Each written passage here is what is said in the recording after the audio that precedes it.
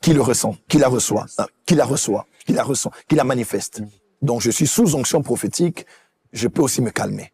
Ouais. L'esprit des prophètes est soumis aux prophètes. Yes.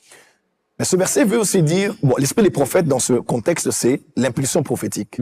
C'est l'onction prophétique. Yes. C'est la mouvance. Vous êtes emporté, vous prophétisez, vous êtes emporté, vous n'avez pas à arrêter. Vous pouvez vous arrêter parce que l'esprit des prophètes est soumis aux prophètes. Deuxième définition, l'esprit des prophètes veut dire aussi l'esprit humain des prophètes. Ok.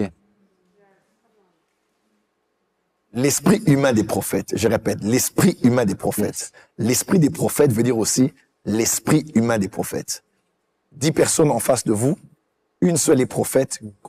Croyez-moi, toutes ces personnes ont des esprits, mais la personne qui est prophétesse, bien qu'elle est prophète, n'a pas que l'esprit, l'âme et le corps comme tout le monde. L'esprit là, l'esprit humain de la personne qui est appelée prophète, connaissant Jésus ou même pas encore sauvé. L'esprit humain d'une personne qui est prophète, c'est ce qu'on appelle l'esprit des prophètes.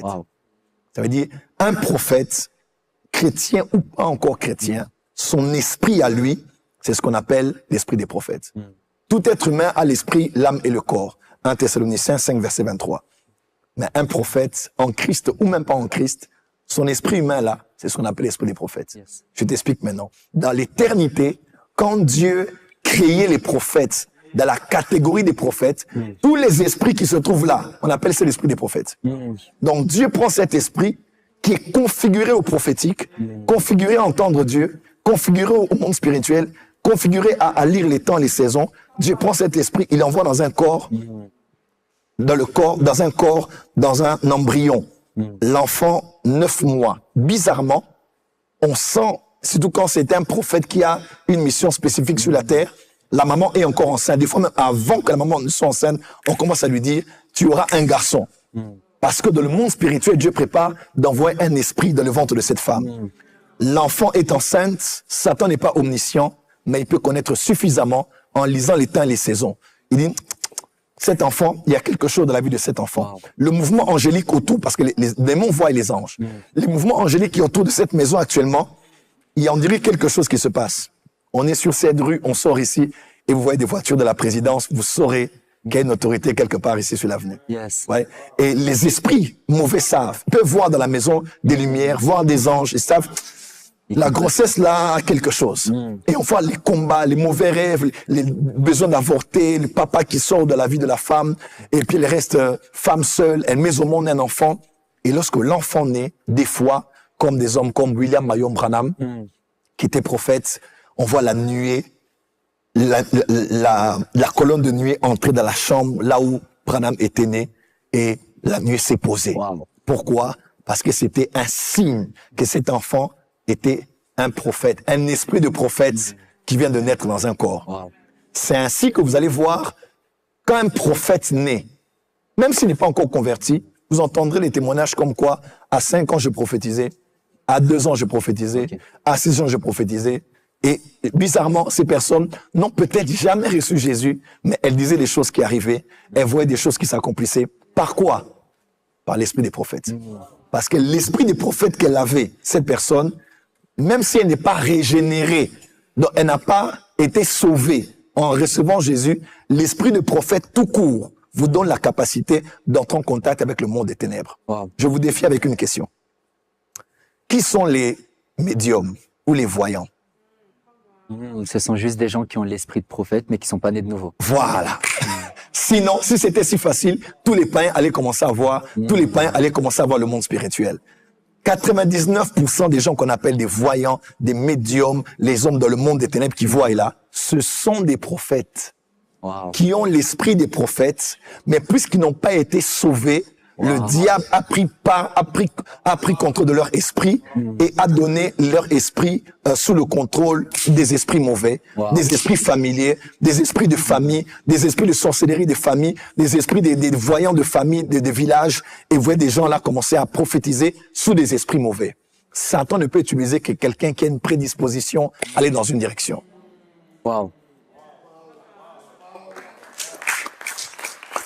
C'est ce qu'on appelle l'esprit des prophètes. L'esprit des prophètes, c'est l'esprit d'un prophète dans le corps d'un être humain. qu'il soit païen ou chrétien, il peut déjà commencer à voir. Voilà pourquoi je suis prophète. Je peux prophétiser par le Saint-Esprit, prophétiser par l'onction prophétique, prophétiser par le don de prophétie, prophétiser par les 5 sens spirituels, prophétiser par la vision de lumière que je vois sur quelqu'un. Ok. Il y a à peu près 32 voies par lesquelles un prophète peut voir. Wow. Mais seulement, je peux aussi prophétiser par l'esprit de prophète. C'est-à-dire que quand je dis, dans mon esprit, je vois. Je sens que dans mon esprit, c'est pas forcément le Saint-Esprit. Mon esprit sous le contrôle de l'esprit, mais mon esprit de prophète est capable de voir. Ok. Voilà. Wow. Donc, comme pour dire, On peut acclamer le Seigneur. voilà. Donc, comme pour dire, l'appel n'a pas commencé quand on t'a dit tu es prophète. L'appel n'a pas commencé quand tu as reçu Jésus. Yes. L'appel n'a pas commencé quand tu as été sauvé. L'appel a commencé avant que tu naisses dans le ventre de ta mère. Dieu t'avait déjà appelé prophète. Voilà pourquoi on ne devient pas prophète, on est prophète. Wow. Quand quelqu'un doit aller à l'école des prophètes pour devenir prophète, il n'est pas prophète. Wow. Quand quelqu'un doit être impacté dans le prophétique pour devenir prophète, il n'est pas prophète. Ok. Quand quelqu'un doit passer par le mentorat d'un prophète pour être prophète, il n'est pas prophète. Un prophète, il naît prophète. Mais seulement, là, c'est l'appel éternel. L'appel dans l'éternité. Dieu qui vous a appelé avant que vous naissiez. Maintenant, nous qui sommes chrétiens, nous savons que vous pouvez avoir l'esprit des prophètes, mais ça ne garantit pas votre éternité. Yes. Parce que tous ceux qui sont nés d'un homme et d'une femme, sans Jésus, sont morts. Sans Jésus, n'iront pas dans la félicité éternelle. Yes. Voilà pourquoi maintenant, un esprit des prophètes sans régénération peut voir, peut entendre, mais ne sera pas sauvé. N'aura pas l'éternité. Yes. C'est ainsi que nous prenons toujours compte de veiller à ce que les gens qui prophétisent là soient nés de nouveau. Mon frère, on a beaucoup de sorciers à l'église aujourd'hui qui se disent, ils se sont seulement convertis aux prophètes, mais ils n'ont jamais donné leur vie à Jésus. Wow. Voilà. Et quand ils viennent là, ils disent, ils voient, ils font des choses, et nous on dit Alléluia, Amen. Et ce sont les esprits mauvais qui se connectent à nous, qu'on dit des Amen, des Alléluia, on est possédé, on est lié, tout ça, parce que c'est l'esprit des prophètes, mais utilisé par des démons. Nous maintenant, dans le corps du Christ et dans le Nouveau Testament, on commence d'abord par le salut. Yes. C'est-à-dire que ton esprit soit l'esprit d'un roi, d'un prophète, d'un sacrificateur, d'un grand inventeur, d'un grand savant. Tu dois d'abord recevoir Jésus pour que ton esprit mort connaisse la régénération. Yes. Que tu sois sauvé, que tu sois régénéré et que maintenant ton esprit soit à nouveau en contact avec l'Esprit de Dieu. Wow. C'est ainsi que vous allez voir quelqu'un, il donne maintenant sa vie à Jésus, il commence à avancer dans la vie chrétienne et on lui dit, toi tu as appelé le ministère prophétique. Et facilement, boum, ça explose. Parce que c'est ce qu'il est qui a été révélé. Wow. Voilà. Amen. Prophète, j'ai vraiment pas du tout envie de vous poser une question piège, mais en fait, quand vous avez parlé, ça m'a... Je suis là pour toutes les questions. Amen. Ça m'a rappelé un verset dans Romains 8 qui dit ceux qu'il a prédestinés, il les a aussi appelés. Ceux qu'il a appelés, il les a justifiés. Et ceux qu'il a justifiés, il les a aussi glorifiés. Et ça m'a fait penser au fait que la prédestination et l'appel, Dieu les fait même avant notre nouvelle naissance, comme vous venez de le dire. Exactement. Et après, il y a la justification et la glorification. Mais beaucoup, on ne comprend pas peut-être la portée entière de ce verset. Est-ce que vous pourriez peut-être un peu nous le commenter, nous l'expliquer en rapport avec ce que vous venez de dire? Ceux qu'il a prédestinés à l'avance, il les a appelés, après il les a justifiés. Yes. Il y a d'abord l'appel, la justification. Jésus est notre justification. Jésus est notre justice. Yes. Nous sommes justes de Dieu en Christ. Mais en même temps, l'œuvre accomplie à la croix pour notre justice doit devenir une réalité par le salut que nous recevons de Amen. Jésus. Voilà pourquoi tu as beau être prédestiné à être quelqu'un de grand, mais tant que tu ne donnes pas ta vie à Jésus, ton destin ne commence pas. Wow. Il est écrit, nous avons été prédestinés en Christ. Yes. En fait, le destin commence en Christ. Wow. Hein. Tu peux être n'importe qui sur la terre, mais tu n'as pas vécu pleinement ta vie tant que ce n'est pas en Christ. 1 Timothée chapitre 2 dit, car la volonté de Dieu est que tout homme soit sauvé Et et parvienne à la connaissance de la vérité. Donc, tout le monde a été prédestiné à être sauvé. Yes. C'est la volonté de Dieu. Dieu a déjà prévu que tout le monde soit sauvé. Yes. Même le lieu de tourment, il est écrit, Dieu a prévu ça pour le diable et pour ses anges. Matthieu Yes. 25. Donc, le lieu de l'enfer, qu'on appelle l'enfer généralement, n'a pas été prévu pour les hommes. Dieu a prédestiné tous les hommes à être sauvés. mais tout le monde ne sera pas sauvé. Yes. Afin que quiconque croit en lui. En d'autres termes, Dieu a pu te prédestiner à quelque chose. Le chemin est déjà là, mais c'est à toi maintenant d'accepter Jésus pour entrer maintenant en alignement avec ce pourquoi Dieu t'a prédestiné. Yes. Voilà. Waouh. Et j'ai alors aussi une autre question par rapport à ça pour rebondir. Est-ce que vous pensez que Samuel, lorsqu'Anne a demandé un prophète, c'est pour ça que Dieu a envoyé un esprit de prophète en Samuel? Ouh. Oh, là, c'est beaucoup de choses. Hein. Tu es fort. Hein. Samuel est un prophète atypique. Même les mystiques disent que Merlin est la réincarnation de Samuel. Okay. Parce que de tous les temps et de tous les âges, on croit qu'il y a des prophètes qui sont appelés pour couronner des rois, pour accompagner des rois. À vrai dire, quand Anne priait, elle priait pas pour Samuel. Elle priait pour David et Saül. En fait, Anne n'a pas été enceinte que de Samuel. Elle est enceinte de David et de Saül. Wow. Parce que c'est Samuel qui a engendré Saül Wow. et c'est Samuel qui a engendré David. J'aimerais dire à quelqu'un qui me suit ici, peu importe ce pourquoi tu pries dans la présence de Dieu, il y a toujours bien plus que Dieu réserve pour toi que l'exaucement que tu recevras de lui. Au-delà de ce qu'il te donnera, il y a plus grand. Il y a un plus grand but, une plus grande raison pour laquelle il te donnera ce qu'il te donne. Yes. Et Samuel est venu. Et il a plu à Dieu d'envoyer l'esprit de prophète Samuel dans le corps de ce jeune qu'on appelait Samuel pour qu'il soit le prophète. Il a été le prophète, il a été aussi le juge. Le juge. Il a été aussi, on appelle Samuel le dernier juge. Yes. Après le livre de Juges, on parle du livre de Samuel, et c'est Samuel qui a clôturé la saison des juges. Il a aussi fait office de roi, quelque part. Il a aussi fait office de roi. C'est lui qui travaille dans la législation de la nation telle qu'elle était. C'est lui qui gouvernait un peu en ce temps-là, avant que le peuple ne réclame un roi comme d'autres nations qui en avaient. Donc Dieu a envoyé l'esprit d'un prophète dans la maison de Samuel. Et j'aimerais peut-être, dans la maison de Anne, j'aimerais peut-être dire à quelqu'un ici que je crois que nous sommes à une saison où Dieu envoie des esprits des prophètes dans des familles. Wow. Et même dans cette salle, il se peut que quelqu'un qui me suit ici est avec lui, et dans sa famille, et dans son sein, et une matrice qui portera des prophètes. Yes. Est-ce que je peux dire quelque chose encore? Yes, come on. De manière étrange, il semble que Dieu, de toute éternité, El Olam, en étudiant l'histoire de l'Église, même d'Israël, Dieu a comme libéré en grande quantité les esprits des prophètes à naître, généralement, des fois dans des lignées, des fois dans des régions de la terre.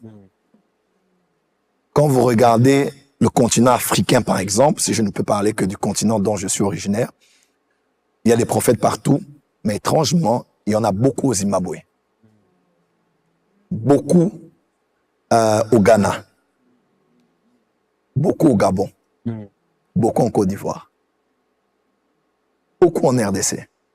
Même quand vous êtes en RDC chez nous, beaucoup dans une région qu'on appelle le Katanga, d'où moi je suis originaire, et plusieurs autres prophètes, prophète Jogas que vous connaissez. Lui et moi, d'ailleurs, ne sommes pas très loin par rapport à nos villages. Wow. On dirait que Dieu envoie comme ça dans des régions, même dans des lignées, il envoie. Quand vous allez au Ghana, par exemple, dans un coin qui s'appelle, au Ghana, vous allez à, j'ai oublié le nom, il y a un village, Koumassi.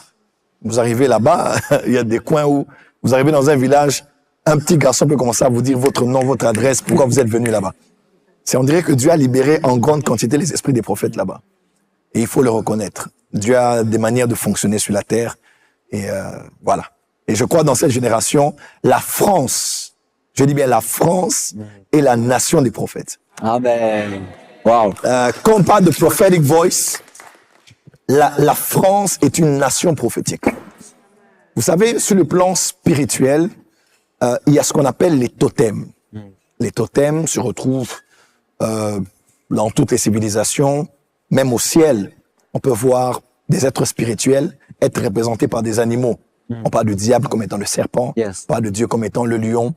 Et des nations ont même reçu comme ça, comme image représentative des totems, des emblèmes. Quand vous pensez à l'ours, vous pensez à la Russie. Yes. Quand vous pensez au dragon, vous pensez à la Chine. Quand vous pensez à l'aigle royal, vous pensez aux États-Unis, à l'Angleterre, au Nigeria. Quand vous pensez au panda, vous pensez aussi à la Chine peut-être. Yes. Quand vous pensez au coq, À la France. vous pensez à la France. Vous pensez à la Ligue des Champions. Yes. Vous pensez au coq sportif. Et quand vous pensez à ça, vous pouvez vous poser certaines questions. Qu'est-ce qui se passe autour du coq? Est-ce que vous savez que le coq est biblique? Wow. Le coq se retrouve dans la Bible. Et précisément dans une phase de transition entre la passion du Christ et sa résurrection. Oh yes. Est-ce que je peux avancer ici? Wow. Come on. Entre la passion du Christ et la résurrection. On parle du coq. En Israël, il y avait 4 veilles. Entre 18h et 21h, on appelait ça le soir. Entre 21h et minuit, on appelait ça la nuit. Entre minuit et 3h, on appelait ça le chant du coq. Wow. Entre 3h et 6h, on appelait ça le matin. Donc, c'est 4 veilles selon qui étaient identifiées. Et Jésus parle à Pierre. Il dit, après les temps sont mauvais, arrête de faire le malin. Arrête de me faire des promesses ici. Et il fait un lien entre le chant du coq et la trahison. Yes. Le chant du coq et sa rétrogradation. Vous voyez un peu?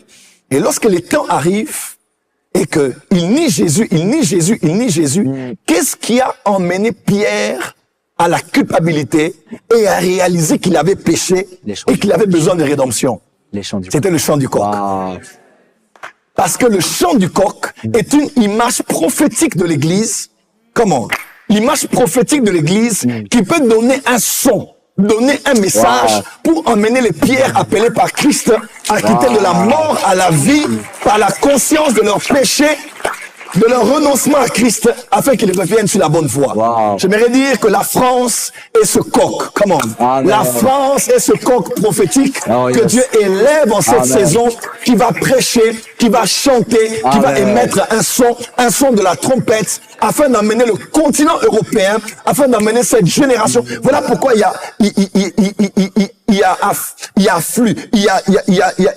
y a débordement de prophètes en France actuellement. Vous avez remarqué ça? C'est vrai. On parle pas de la Russie, on parle pas de la Suisse, on parle pas de la Belgique, on parle pas de l'Allemagne. Bizarrement, les prophètes principaux que Dieu a mis en emphase dans cette saison sont en train de venir en France. Yes. Parce que nous réveillons le coq afin de dire il est temps pour toi de cocorico et de réveiller les pierres, de réveiller la nation, de réveiller cette génération afin qu'elle revienne à Jésus. Wow. Et on appelle la France la fille aînée de l'Église catholique.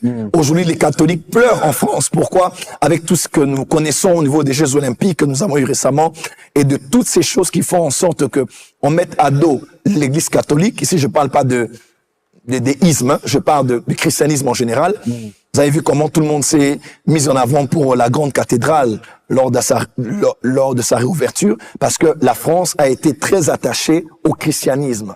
Même autrefois, les premiers rois étaient très attachés au christianisme. Et je crois que les temps sont arrivés où les coqs sont en train d'émettre un son parce que les esprits des prophètes sont répandus ici en France et dans les métropoles. Voilà. Amen. Gloire à Dieu. On peut acclamer le Seigneur pour cette réponse. Et prophète, vous pensez alors que ce chant du coq, ce réveil qui est en train de partir de la France, vous pensez que ça peut même être une bonne question par rapport au réveil. Vous pensez que les réveils ont des particularités par région, par endroit, ou est-ce que peut-être si Dieu veut amener ce réveil prophétique au travers de la France, il veut que ça puisse impacter tout le monde, il veut que le monde entier en bénéficie? Chaque réveil a sa particularité, parce que dans chaque réveil, Dieu atteint les objectifs